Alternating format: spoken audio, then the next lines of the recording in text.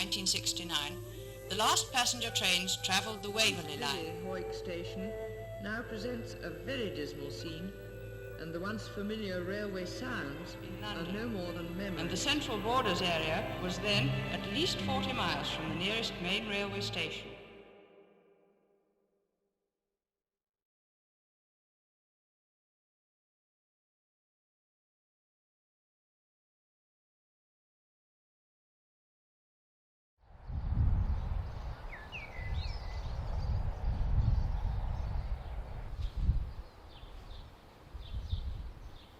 My first recollection of the railway really was when I was a child living over in Cumbria.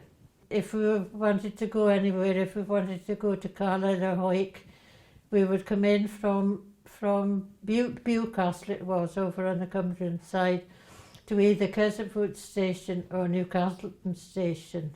We depended entirely really on the railway for getting anywhere. Well, welcome to Newcastleton, to our village park, and the only train in the village, sadly, the Wickstead Flyer. If you'd been here maybe 50, 60 years ago, there'd have been many more trains running through this beautiful village. There's nowhere probably in the borders, or maybe even in Scotland, as isolated as what we are. The social and exclusion for our children, you know, as young children, till they get about 12, 13 years old and they go to the secondary school, it's a great place to live. But once they hit secondary school, they've got a journey of 23, 24 miles, and the same by the time they've done their school day, it could be 6 o'clock at night. There's no connectivity for them to do after school activities, there's no connectivity for them to do music, to do sport. So their life choices are bad before they even start out on their journey. This is a brilliant little village. It's the best place to live ever, but I think we can't deny that it's quite remote. And now that the railway's come down all the way to Gala and Tweed Bank, it's connecting it up to Carlisle. We should take that opportunity and really make it work for us, because that would give us access to most of the UK. The village needs people. We have got some great facilities in the village. We've got a fantastic golf course, we've got a fantastic bowling green, we've got a football pitch is probably the best in the borders, but we can't attract people to come. We haven't got the youngsters to come and enjoy these things. So getting people into the village, and not just from a train point of view, but from a coming and actually staying in the village and living in the village point of view, we do suffer from a lack of people. And the only way to solve that problem is connectivity. You know, this was a vibrant village 50, 60 years ago it was a key settlement, a place to be for the people of Northumberland and for northern Cumbria. They all use Newcastleton and the railway. It's not an empty area, it's full of people, it's full of life, but it's full of people who are excluded because they haven't got connectivity, and it affects it in health, in mental health, in people's social lives. I think for 50 years now we've had a single ticket out of the village that people who went to work, say in Carlisle or even Hawick or other places, or to be educated at university if they could go there, they wouldn't come back. That single ticket made that they didn't come back. The railway offers them a return ticket, first class, back to Newcastleton. What will it mean strategically? To have the railway back, I think we could sum it up in one word. It's called transformational. The community can do so much, and we have done lots for the last 20 years to help ourselves to improve our lot. But it doesn't really matter how far we go as individuals and as communities in the south of Scotland if we don't have the infrastructure changed to connect us to the outside world.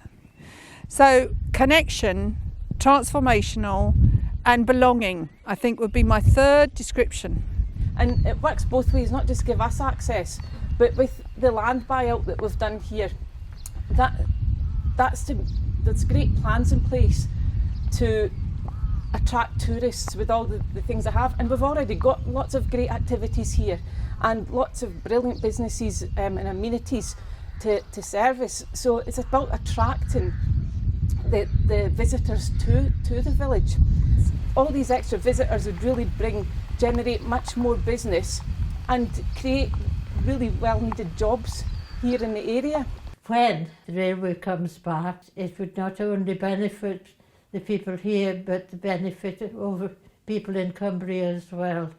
And in fact, from North Cumbria right down to Carlisle. There are no downsides to the railway coming back to this village. From the points of view of getting visitors here, and from the points of view of the residents being able to access other areas of the UK. We haven't been part of a network since the late 60s, early 70s. And being belonging that the railway gives us will totally transform what we can do. It will generate enthusiasm, excitement, jobs, infrastructure, investment. I mean, the list is endless, quite frankly. So, yeah, bring it back. I want a return ticket on the railway. There's so many simple ideas, you know, that the railway brings, you know, that it doesn't need to be futuristic, it doesn't need to be what's scientific, it doesn't need to be cutting edge. It's a railway that will transform lives forever. Transport in London. And the Central Borders area Busy was then Hawick at station least 40 miles now from the presents a nearest very railway dismal station. scene, and the once familiar railway sounds. It doesn't need to be futuristic, it doesn't need to be what's scientific, it doesn't need to be cutting edge. It's a railway that will transform lives forever.